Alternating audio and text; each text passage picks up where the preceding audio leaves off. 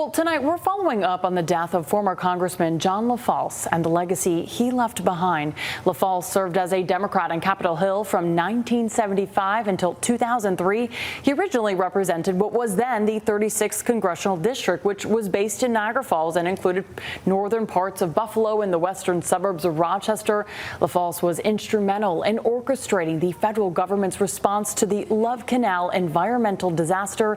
He was just 85 years old. LaFalce was also a champion for women business owners. Our Jordan Johnson giving a voice to a pair of those women, both attorneys who own their own law firms, thanks to the path that John LaFalce helped pave for them.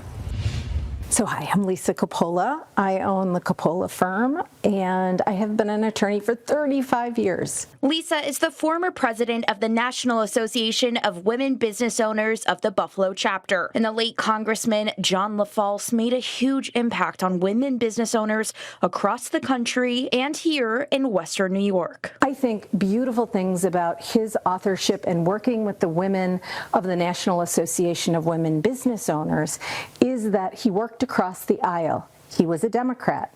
The president who signed that bill into law was no one other than Ronald Reagan, a Republican. And it was a time when there was bipartisan cooperation and collaboration, which we believe always serves the interests of constituents and the country as a whole. LaFalce's friends, like former Erie County Democratic Chairman Len Linehan, told 7 News he was a groundbreaker and someone who cared for his neighbors and constituents. Never changed. He was the same John LaFalce when he was in office than when he was out of office.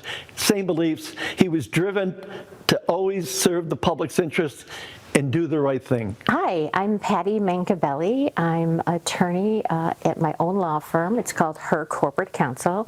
I focus on representing women-owned businesses. John LaFalce, as a congressman, signed the Women's Business Ownership Act, allowing women entrepreneurs to receive help from women business centers and the Women's Business Council, something that greatly helped women like Patty on her road to owning her own law firm.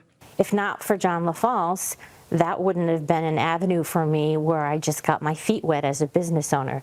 I know how to practice law. I've done that for a long time, but owning a business is different, and that's where I started. You know, the next generation has doors open for it. They just need to have the opportunity to walk through. Jordan Johnson, 7 News.